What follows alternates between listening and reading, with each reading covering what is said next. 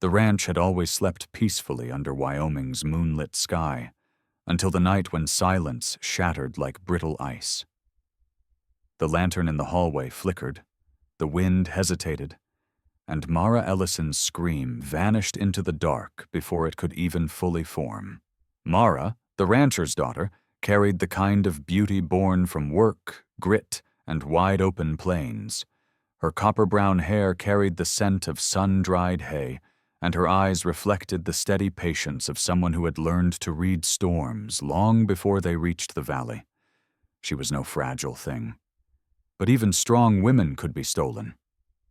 Tracks led away from the house, fast, deliberate, made by riders who knew exactly how to move unseen. Her father, Samuel Ellison, stood in the doorway, shoulders trembling, jaw clenched with a helplessness he had not felt since the war. Mara was all he had left in a world that had already taken too much. He knew only one man could track what ordinary eyes missed. One man who had once been the valley's greatest scout, before the valley turned on him. The exiled Cheyenne scout, Calder. A man whose name still carried a weight of both fear and respect. He had the height of someone carved from old stone, with the quiet patience of a predator waiting through winter. His exile was a wound that had never quite closed, but he lived with it the way he lived with every scar. Silently. Samuel rode hard for the canyon where Calder now stayed, alone by choice, unwanted by others. The old scout listened without interrupting. The fire flickered across his face, revealing an expression carved from discipline and memory. Mara's disappearance was no random act. Calder rose without a word. The hunt had already begun. Calder knelt beside the fresh trail, fingers brushing the earth with the familiarity of a man reading a story others could not see. The soil was disturbed, the grass pressed unevenly, and a faint drag line cut through the frost as if someone had been unwillingly hauled across the ground.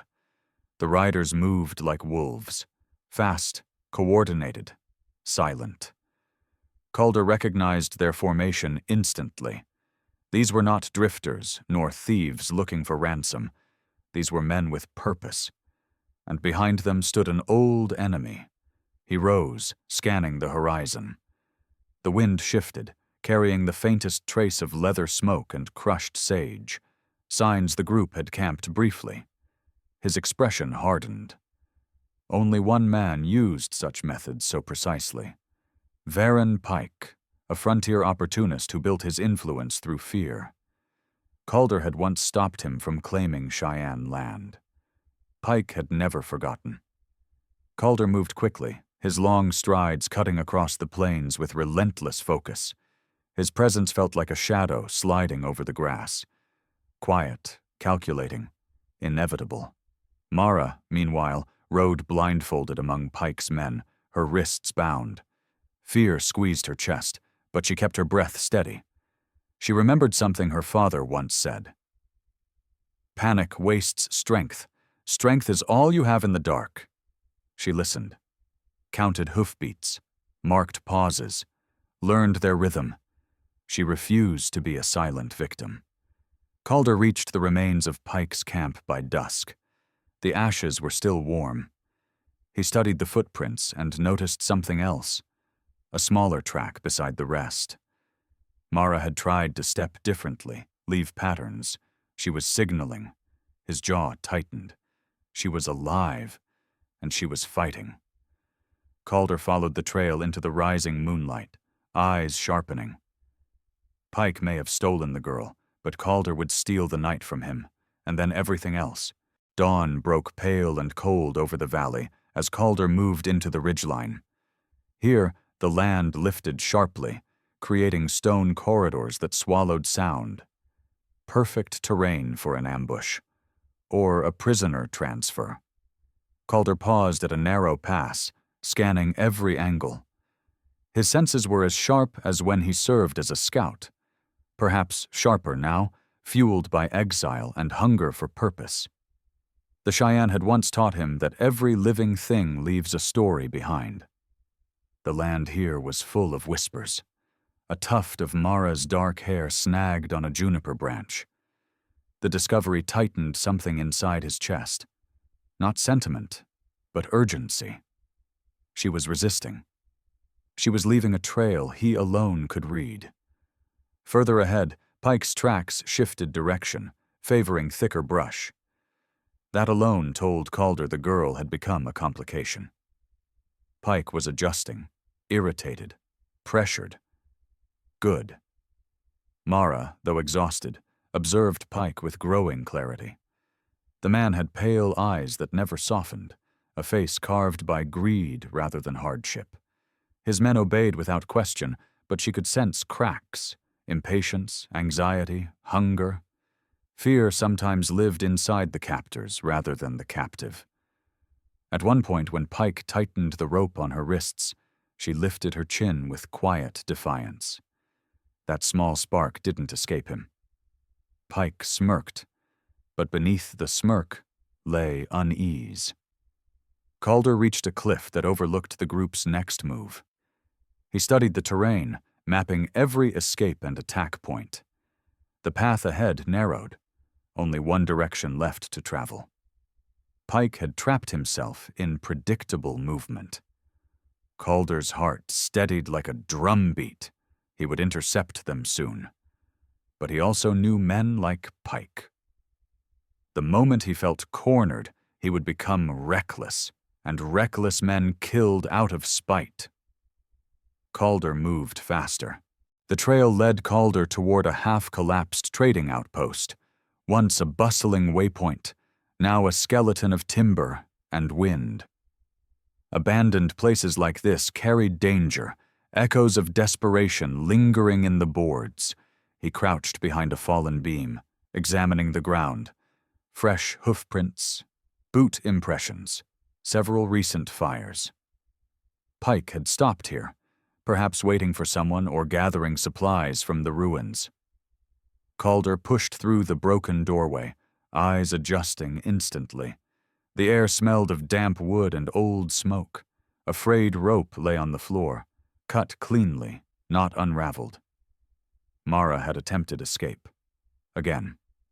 He felt a flicker of admiration. The rancher's daughter had the spirit of a plains hawk. In the outpost's corner lay a discarded canteen, still warm. Someone had been here within the hour. Calder noted a single scuff mark leading out the back. A hurried step, sloppy. Good. Pike's men were becoming careless. While Calder read the building's clues, Mara was being forced through the brush beyond the ridge. Her wrists bled from the ropes, but she used every rough patch of bark to try wearing them down.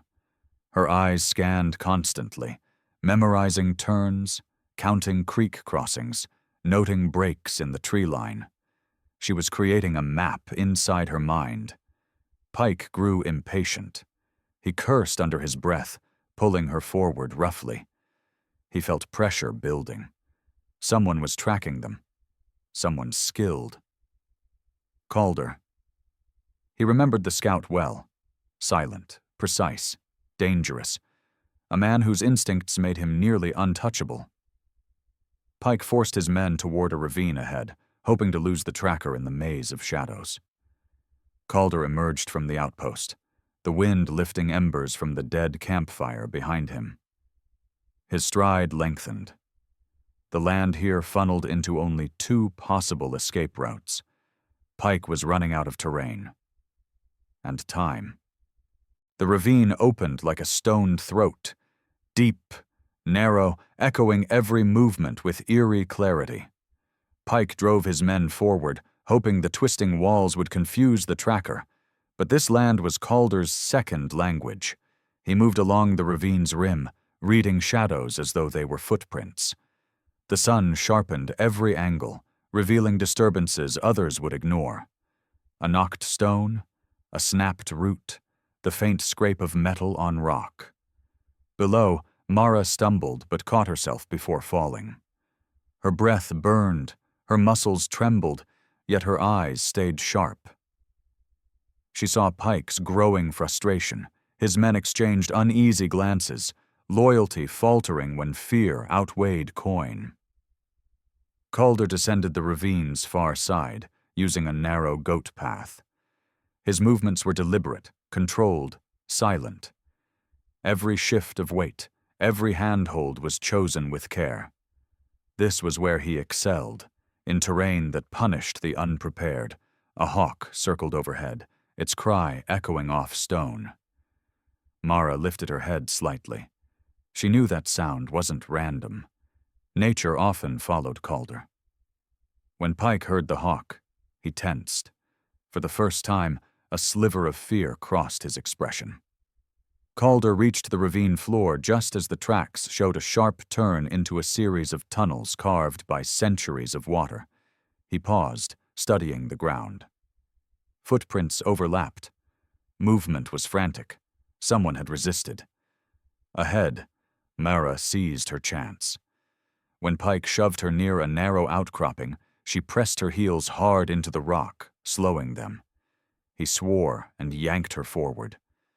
But that momentary struggle left a clear mark in the dirt.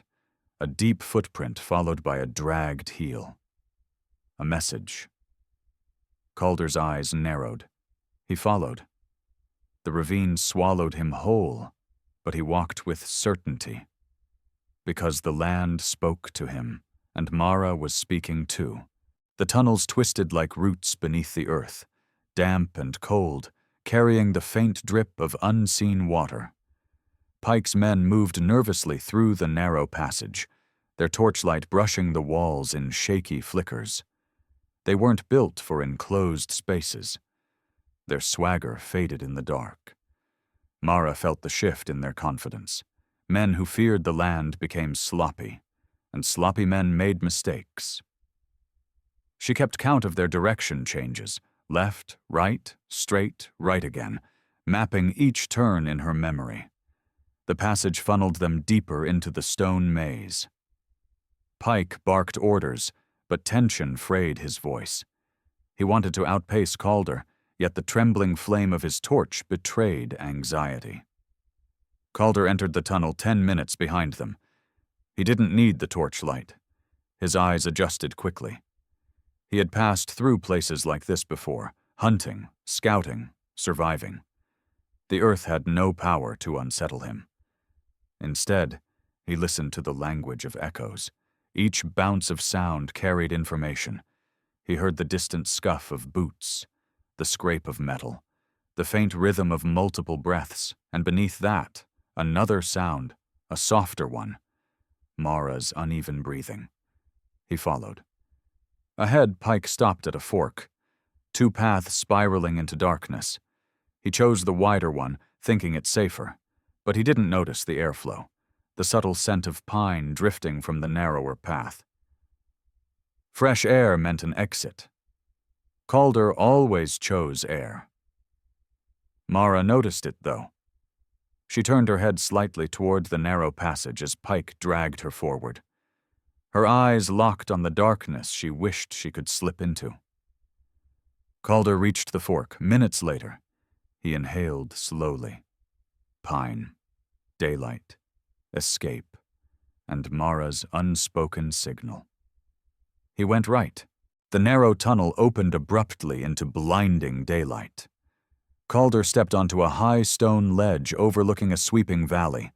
The air smelled of pine sap and warm dust. He absorbed the scene quickly. Broken twigs, disturbed gravel, a dropped glove. They were close. Calder moved along the ledge with deliberate care.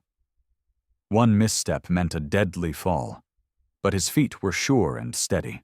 He tracked the group's exit route to a steep descent where Pike's men had scrambled down, leaving jagged marks on the rocks.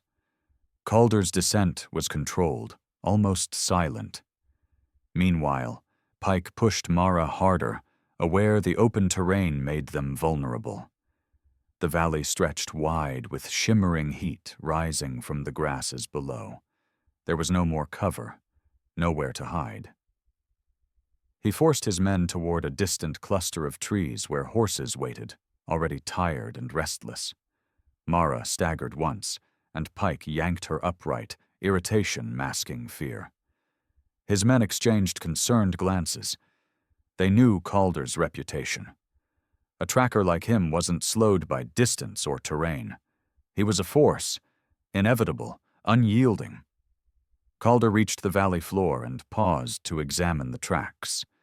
The wind carried the fresh scent of sweat from Pike's horses. The trail was hot, close. A faint flutter of fabric caught his eye. Mara's hair ribbon, snagged on sagebrush, fluttered like a signal flag. He picked it up, feeling the fibers still warm from her skin. She was near. He continued through the tall grass. Birds flushed from the trees ahead, spooked.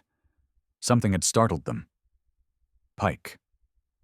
Calder lengthened his stride, muscles coiling with purpose. The land had stopped being Pike's shield. It had become Calder's ally. The valley held its breath. The grove offered the only shade in the valley, and Pike clung to it like a drowning man to driftwood. His men dismounted quickly, circling Mara as they argued in hushed tones. Their nerves were fraying. Even the horses sensed danger, shifting uneasily. Mara stood still, studying them. She noticed sweat beading on Pike's brow and how he kept glancing over his shoulder. Fear chipped away at his confidence. He knew someone was closing in, someone relentless. Calder entered the grove's edge moments later, unseen. His presence blended with the shadows cast by tall pines. He assessed the scene the way a hawk scans a clearing, every angle, every weakness, every shift in the air. He noticed the patterns first. 3 men guarding the horses, 2 pacing near Mara, Pike standing farther back, restless. The formation held cracks. 1 panicked rider, 1 tired mount, 1 moment of hesitation. That's all it would take. Calder stepped forward, not rushing, not hiding, but moving with the deliberate calm of a man who controlled the outcome before it began. Leaves whispered beneath his boots. Pike spun at the sound, face draining of color. He recognized that walk. He recognized that silence. Mara's breath caught, but not from fear. Relief washed through her like rushing water. Pike barked a desperate order to his men. Their hands shook as they raised rifles, but their fear made aim impossible. Calder advanced with quiet authority. He didn't need to shout. His presence alone shifted the balance. The grove felt smaller, tighter, as if the land itself leaned inward to witness the moment. One rider's courage snapped. He bolted for his horse, and that single act unraveled Pike's control. The confrontation had begun, and Calder never lost confrontations. Chaos fractured Pike's formation. The rider who fled tripped over tangled reins, crashing into the underbrush. Another panicked and dropped his weapon.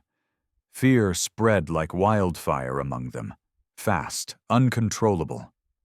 Calder moved with precision, using the grove's natural cover.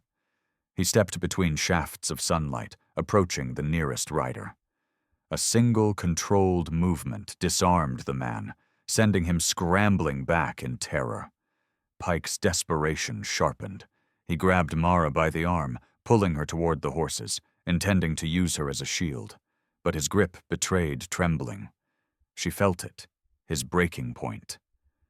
Mara twisted sharply, unbalancing him for a brief second. It was enough. Calder covered the distance like a striking wolf. He didn't speak. He didn't threaten. His silence alone crushed Pike's bravado. The outlaw raised his pistol, but Calder's hand closed around his wrist with iron certainty. The weapon fell, useless in the dust. Pike stared at him with something between hatred and awe. "You don't belong in this valley," he mouthed. Not spoken aloud, but mouthed in disbelief. But Calder no longer cared about belonging. He cared about ending what needed ending. He forced Pike back until the man stumbled against a tree. The grove fell quiet. Even the wind paused. Pike's men dropped their weapons, surrendering fully. Their courage died in the shadow of Calder's presence. Mara stepped away, breathing hard, bruised but unbroken. Calder's gaze flicked to her briefly, checking her condition without touching her. The look alone was grounding, steady, certain, deeply human. Pike sagged. The fight drained from his limbs. He understood the truth. He had never been running from Samuel Ellison. He had been running from Calder. And Calder had finally caught him. With Pike subdued, the valley exhaled. The tension that had clung to the air began dissolving, replaced by the warmth of sunlight breaking through the grove's canopy. Calder retrieved the horses, tying Pike securely before helping Mara mount her father's mare. Her hands shook slightly, the aftermath of fear releasing its grip. Calder noticed but said nothing. Strength didn't always roar. Sometimes it trembled quietly. They rode back through the valley at a steady pace. The land looked different now, less threatening, more vibrant, as if relieved she was returning. Mara studied Calder as they rode.